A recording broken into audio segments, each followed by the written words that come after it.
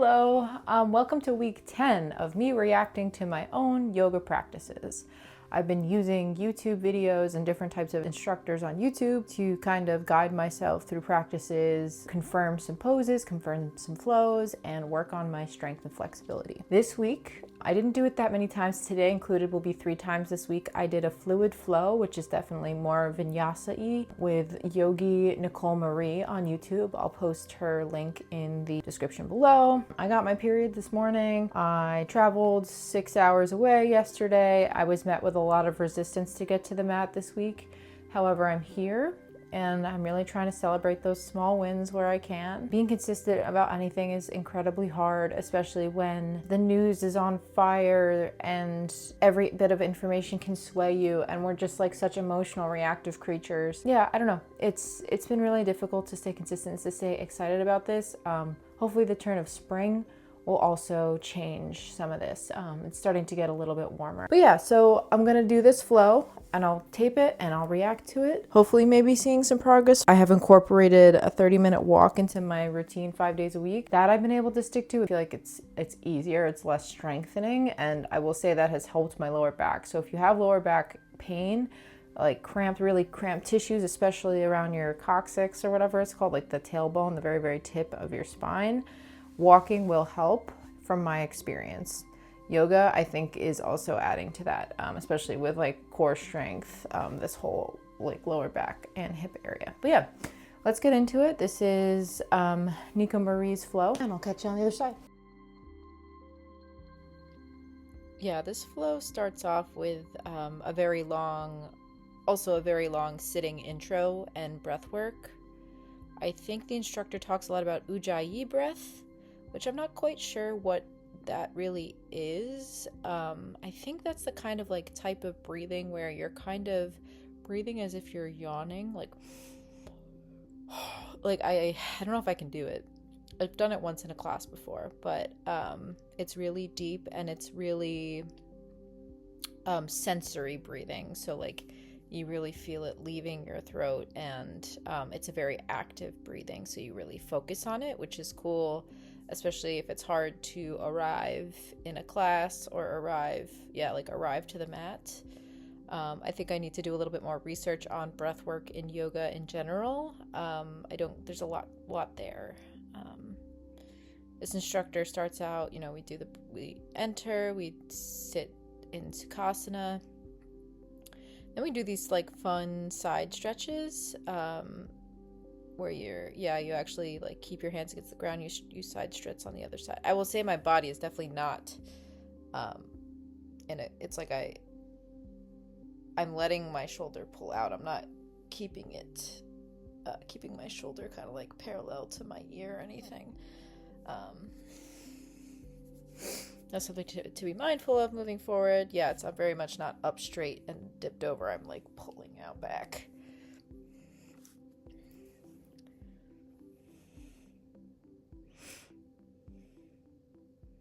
Do a bunch of cat-cows here.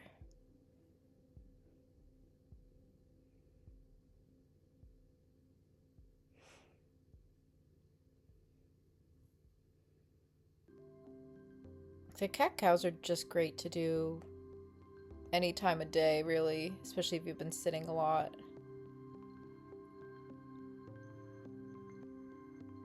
And I think when my back pain was way more severe, cat-cows were just a great way to first stretch it before I would put any pressure or strengthening of it on there. The first DD, DFD, downward facing dog. Yeah, the first one I don't usually ever count, but I'd say like it's getting more bendy. And some rolling of the back from downward dog into plank, so it's really a lot more mindful. I'd say here I'm not really getting fully down into a plank. I could probably drop a little bit more. And unfortunately, yeah, I don't have the angles of the cameras. I think this is just going to have to be what it is for a while until I can spend more time organizing the room that I use. But the instructor does a lot of, this is like a lot of sun salutations with halfway lift, forward fold, mountain pose, breath work, rising, bending all the way up, bending all the way down, exhaling. So exhale, forward fold, inhale, halfway lift. And I was definitely trying to keep my torso straight. I put a lot of emphasis, you can't see it here. And I realized in this practice, like I kept changing what my downward dog or cobra or sphinx poses were during my flow. Like I didn't stick to one. I don't know what that was about. I guess I didn't go for a walk yesterday, so maybe I was just afraid of inducing back pain, or I don't know. This forward fold. Inhale, halfway lift, exhale, forward fold. Inhale, rise up, vertebrae by vertebrae. Exhale, hands down, mountain pose, shake it out. I think repeat.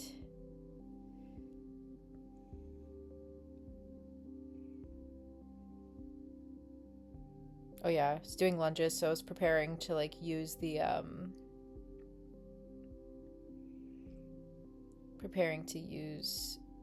a blanket for my knee if I needed it. And then I think I looked at the camera and I was like, wow, like none of my body is in this, so let's pause really quick and get a little bit of a better angle. Yeah, hopefully that was it. Oh, I spent a lot of time fidgeting. Maybe I should have just cut this out. Sorry, y'all. Alright, sorry about that. Oh no, it's like out of focus a little bit. Okay. Anyway. Back into a high lunge. It's a little bit more body in there. That's good. That looks pretty good. And then into a reverse triangle, I think. Those are crazy. Those hurt so bad.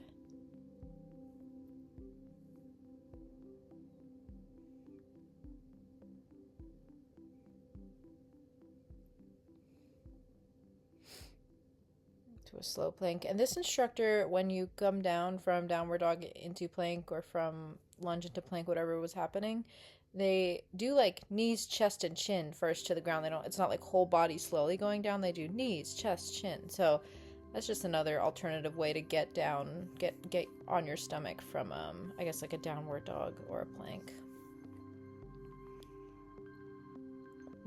Lunge on the other side, high lunge. I love doing this, like moving my arms in a windmill kind of thing.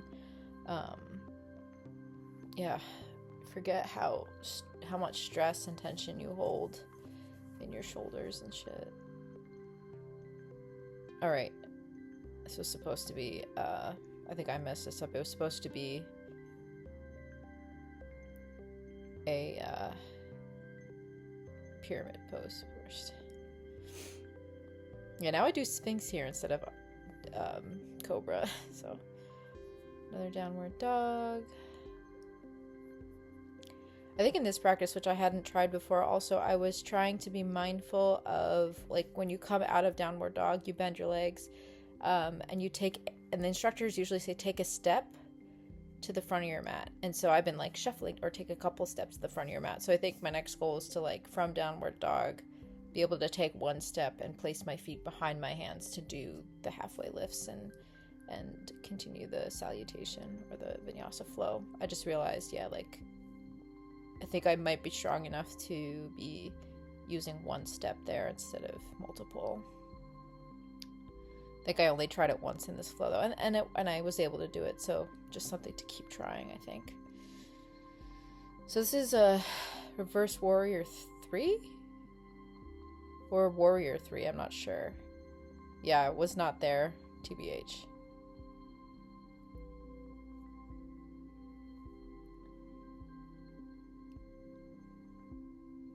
Yeah, and again, my ass. We're just staring at my ass at this point.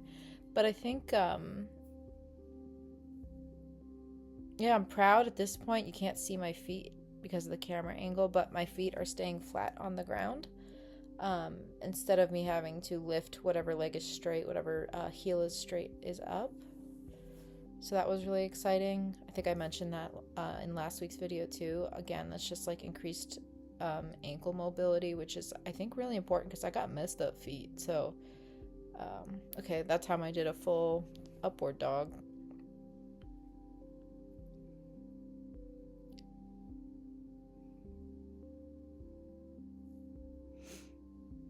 Yeah, that was multiple steps up to my feet. Yeah, that looked like a flat back, actually. Halfway lift, flat back. I think it might just be my architecture, my bodily architecture. Ah!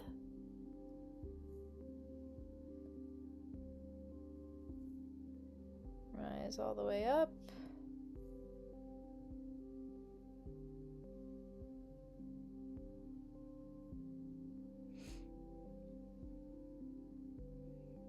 Warrior 3 on the other side. I know both legs are supposed to be straight, so that's something to keep in mind for next time. Cool. And we do these side stretches. I don't know what they're actually called, but again, yeah, like you can see my left foot is staying fully on the ground there, and I have the strength to hold myself up without fully leaning on my hands. Pretty cool.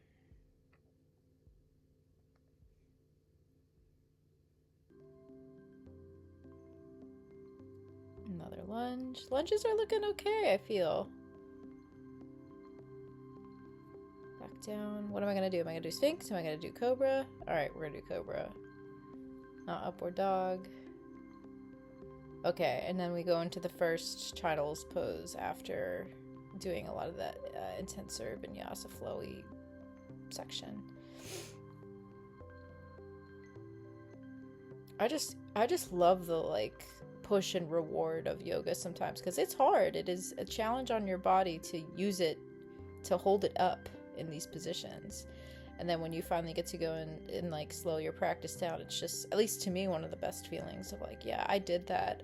I got through it, and now I get to like revel in my body's strength and like nourish it and rest it and stretch and continue to stretch it. It just, I don't know. There's something about that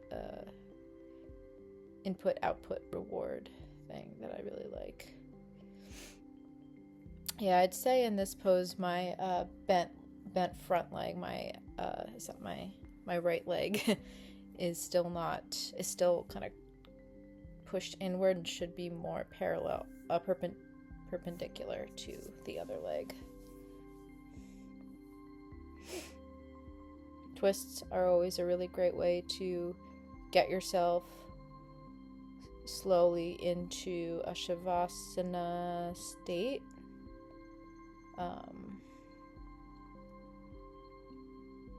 I keep shaking it out. I'm realizing how important that is now. Okay, now we're going to do a twist on the other side. Excuse me. This was cool.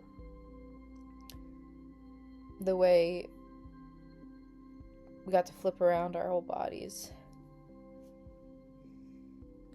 On this side, with my left leg bent in front, I was trying to be more mindful of the angle of that bent foot. Still not perpendicular. It's still not straight with the camera, really.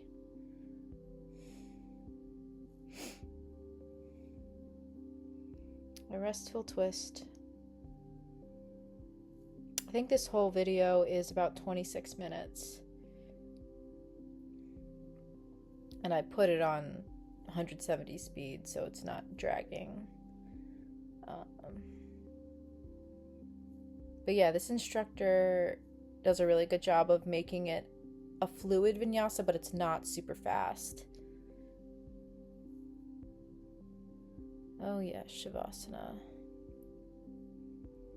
I think I talk about this a little bit more at the end in the actual video, but this instructor did a really cool job with like music and sound effects in Shavasana in this video that they posted. And I always wonder about that because like I do a lot of music outside of all the yoga stuff, and like I don't always know if I dream about hosting a class, like do people like music? Are lyrics really poor? Like, is that a poor choice for like a flow? I guess it depends on the type of flow, and like I feel like a lot of thought has to go into that because that can really affect someone's emotions or affect someone's like context with the flow. And for me personally, music can move me really, really intensely sometimes, and especially lyrics do. So I'm like, I don't know, I feel like a class with like intentional lyrics about healing or about similar pains that you've gone through could really bring out some processing, or God give some language to what your body is processing. But I don't know if that's like universally wanted. So it's scary to think about like making a playlist or like choosing the music to a practice if I were an instructor in a studio or something. But for me, it really helps. I think music isn't a distraction for my flow. I think it enhances it, but I don't know if everybody agrees on that one.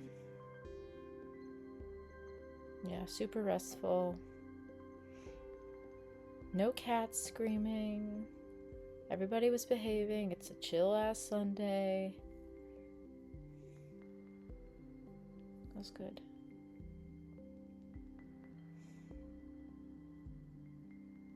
I think to come out of Shavasana, this instructor does, like pretty standard, like, I'm waiting for it to happen, but like wiggle your toes, wiggle your feet, wiggle your hands, wake up the body.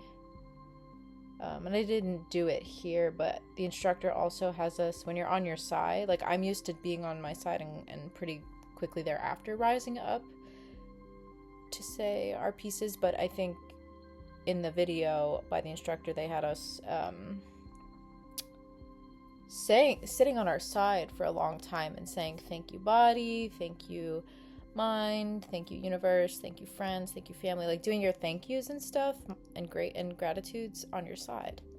So it was interesting. It was a great flow though. I really like it. All right. Well, that was week 10 and that was great. I really like this instructor, the way that they speak. Every pose is kind of, it feels a little bit more luxurious instead of fast paced or factual. It's just the way that they deliver their instructions. And I feel like that was really nice for me to really pause in each of the poses and to like really indulge in some of the stretches. They use this metaphor of water throughout the entire flow, which was cool, especially towards in the Shavasana, and how, inner peace ebbs and flows like water does. And they played some water sounds in there. That was cool. Definitely cool to like also be using the sound and music to influence the flow. Next week I'll be doing this practice again this upcoming week, and then the next filming weekend will be a yin, and we'll go back into some of that lower back and hip stretching. Thank you so much. Made it to week 10. That's more than I thought I would get to at this point, so let's keep it going. Take care.